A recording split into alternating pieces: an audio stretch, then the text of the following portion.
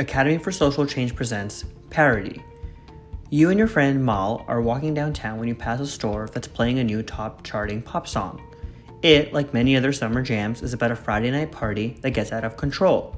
After hearing the song so often on the radio, you can easily recognize the tune and remember the lyrics enough, though you're too far away to be actually able to hear the words.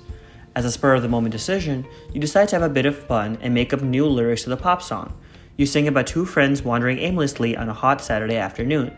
When Mal cracks a smile, you resolve to make the story more ridiculous. The two party searchers don't understand that the clubs won't open for several hours and insist on hitting up downtown, which during the daytime looks more like a ghost town.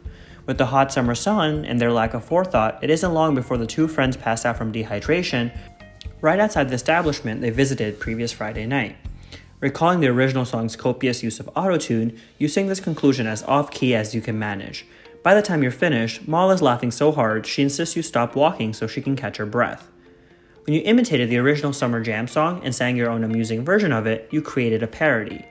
A parody is a work that aims to poke fun at another work or author. The key to parody is imitation. Parodies always imitate their source material, often done by evoking their original style or themes of the piece. It exaggerates an aspect or idea from the original for comedic and entertaining effect. The term parody comes from the Greek parodia, which translates literally as parallel to ode, but was functionally defined as a burlesque poem or song.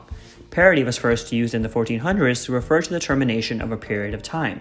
However, this definition fell out of use rather quickly. It wasn't until the early 1600s that the modern meaning of a parody as a comedic imitation began appearing.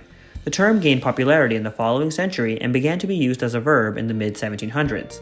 By the mid-1800s, parody could also be used to refer to a feeble imitation.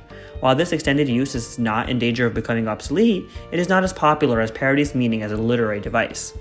Wherever comedy can be employed, parody can be found. Any kind of artistic expression, from literature to film to music to painting, can be a parody. People tend to think of parodies as somewhat superficial, and they certainly can be. Many parodic works rely on surface-level observations of the original. They use XPs in similar situations to highlight comedic points. The main function of a parody is to entertain, and this can be accomplished in different ways. Parodies can be done cruelly or lovingly. The best parodies tend to be the latter.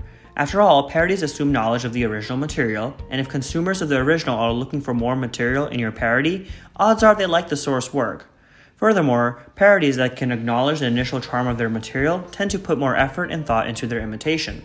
Thus, sometimes these parodies end up becoming as popular, if not more so, than the work they're poking fun at. Famous parodies include Gulliver's Travel, Don Quixote, and Shakespeare's Sonnet 130. Parodies don't have to be long or complex or even good, but that's no reason to judge every parody as a cheap joke made at someone else's expense. They can not only be humorous, but also thought-provoking. A good parody can become a classic, and a classic will certainly inspire more parodies.